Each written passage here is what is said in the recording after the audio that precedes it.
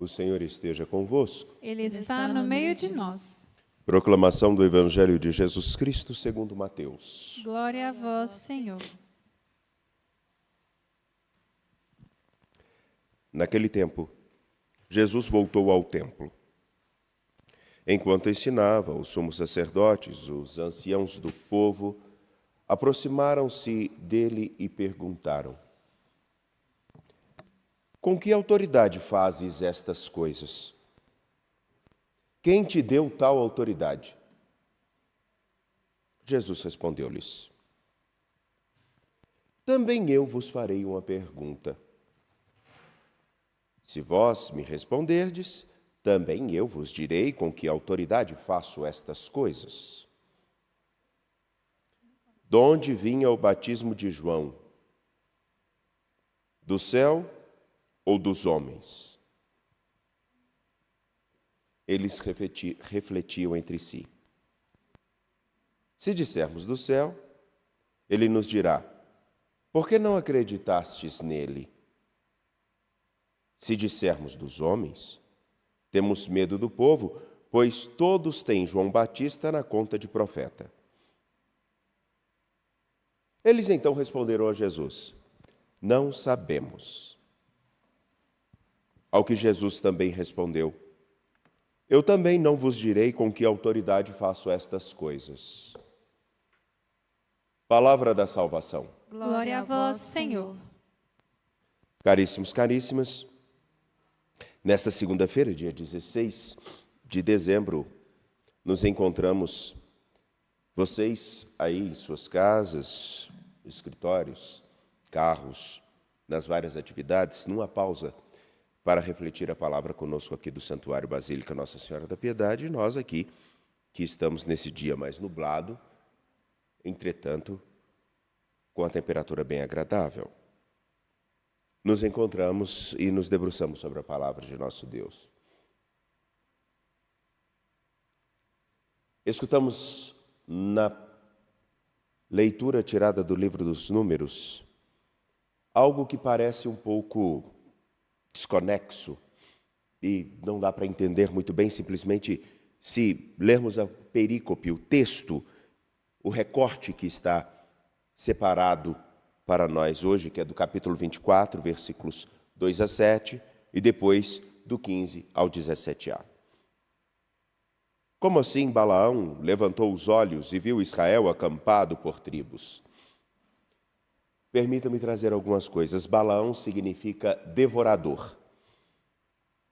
E Balaão tinha sido contratado por um rei para profetizar contra Israel, para maldizer a Israel.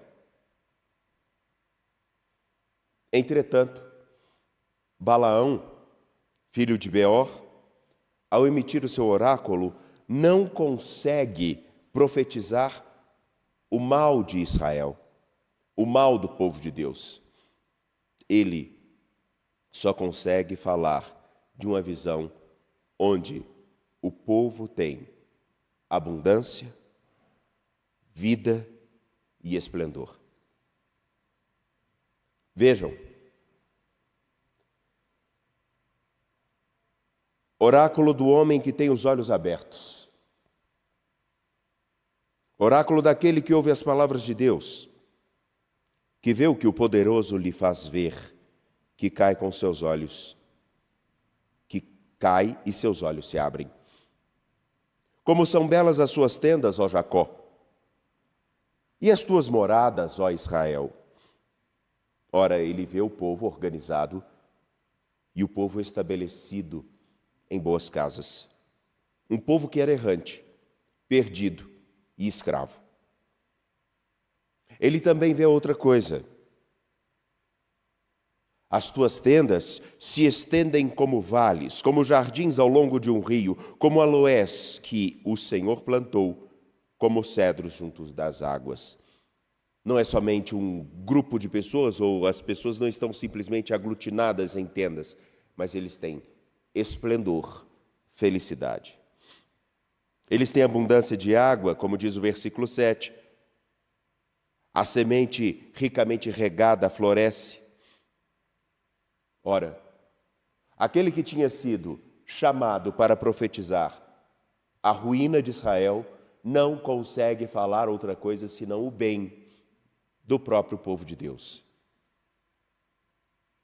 Isso tem muito a dizer a nós. Para dizer que o Senhor nosso Deus, Ele, se nós estivermos com os olhos bem abertos, os ouvidos bem atentos e o coração bem disposto, poderá transformar, inclusive, a nossa tristeza em alegria. E não haverá quem poderá maldizer aqueles que seguem o caminho e a vontade de quem os escolheu para a verdadeira vida e liberdade. Nem mesmo o devorador. Por isso, ao cantarmos no Salmo, fazei-me conhecer a vossa estrada, ó Senhor, e dizemos, mostrai-me, ó Senhor, vossos caminhos e fazei-me conhecer a vossa estrada, temos como indicativa a necessidade de percorrermos o caminho marcado por escutar e fazer a vontade de nosso Deus. Essa vontade, ela só será vivida e cumprida quando nós nos implicarmos com o caminho, nos responsabilizarmos com o caminho que o Senhor apresenta a nós e não passarmos simplesmente o tempo. Não simplesmente fingirmos que vemos as coisas, que fazemos e nos comportamos segundo as orientações que são dadas. Termos a capacidade de escutar a Ele e nos comprometer com o caminho que Ele nos chamou a viver. E todo o povo de Deus é chamado a viver segundo a sua palavra desde sempre. Entretanto, nem todos se responsabilizaram ou se implicaram com esse caminho. Prova disso é que a pergunta feita ao Senhor nosso, Jesus Cristo, no capítulo 21 de Mateus, no versículo 23b, onde os líderes do povo perguntam a Jesus: com que autoridade fazes estas coisas? Com que autoridade nos falas assim? Com que autoridade te comportas nos tratando desse modo? Quem te deu tal autoridade?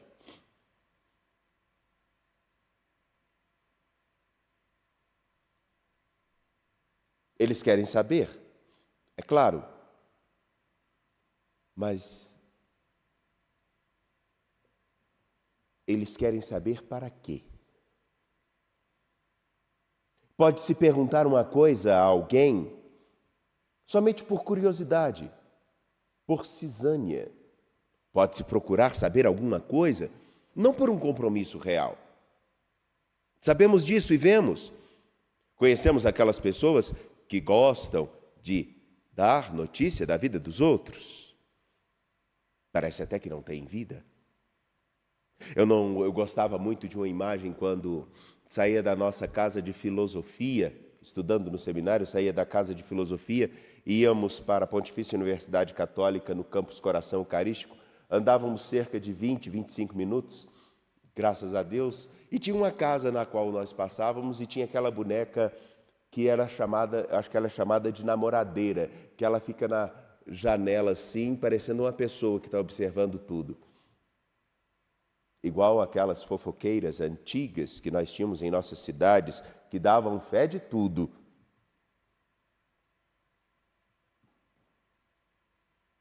Eles querem saber, não porque têm a curiosidade vinculada à seguinte ideia: será que é agora que o Senhor vai fazer em nós a sua plena vontade? Ou será que ainda vamos ter que esperar mais? Será que nós teremos aquele que nos conduzirá para a verdadeira vida e nos fará ver as tendas citadas por Balaão? Será que nós vamos perceber agora no nosso meio a justiça florescer? Será que nós vamos ver em nosso meio a vida crescer entre nós? Será que veremos o sol da justiça em nosso meio? Mas, pelo contrário, a pergunta deles é para agir de algum modo que não seja adequado, tratar mal, ou por aí vai. Não é à toa que os desfechos dessa história têm a cruz como passagem.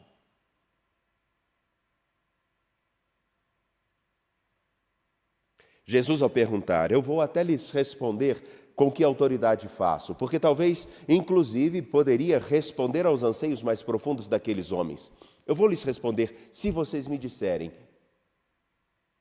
o batismo de João, ele vinha dos homens ou do céu? Se dizer que é do céu, por que eles não se comportaram com esse acreditar? Por que eles próprios não buscaram se converter? E vejamos que ontem nós escutamos no Evangelho a indicativa de que a conversão passa pelo modo de viver, o que devemos fazer.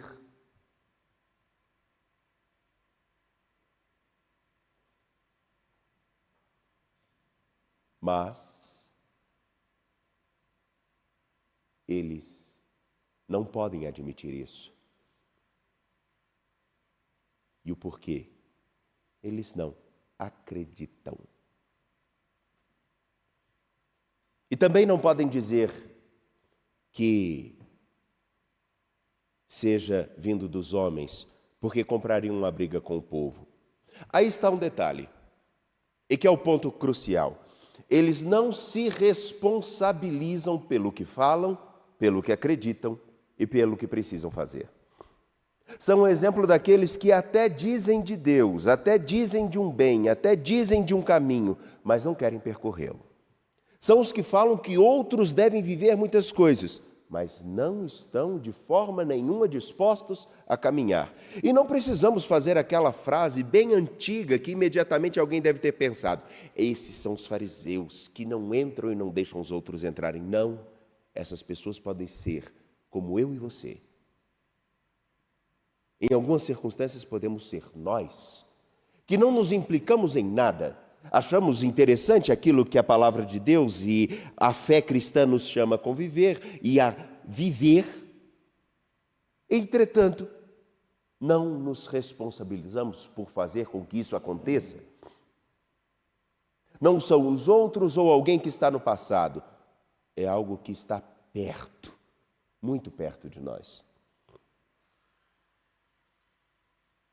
E se Balaão não conseguiu falar o mal contra Israel, caríssimos, se nós temos em nosso meio aqueles que conseguem despender o seu tempo para falar mal da igreja, de outros, do mundo, para trabalharem no desejo simples de destruir o anúncio do Evangelho, se temos aqueles que não se responsabilizam com nada, é preciso termos atenção se nós realmente estamos nos preparando para acolher o Senhor que veio e que virá. Se os nossos dias estão marcados pelo compromisso de fazer com que Ele ocupe o lugar principal na nossa história. Estes homens com os quais Jesus dialoga são homens que não querem se comprometer com nada. E no nosso tempo, muitos não querem se comprometer com nada nem com ninguém. É cada um por si e Deus por ninguém. Entretanto, aonde cada um é por si e Deus é por ninguém, não existe, definitivamente, felicidade e caminho próspero. Mostrai-me, ó Senhor, vossos caminhos, e fazei-me conhecer a vossa estrada. Vossa verdade me oriente e me conduza, porque sois o Deus da minha salvação. A verdade de nosso Deus nos conduzirá e nos orientará como salvação, se com ela nos implicarmos e nos responsabilizarmos. Portanto, caríssimos, diante do Senhor nosso Deus, coloquemos nossas necessidades como é costume. Apresentamos a Deus tudo que é nosso querer, todas que são as nossas faltas, todas as nossas necessidades.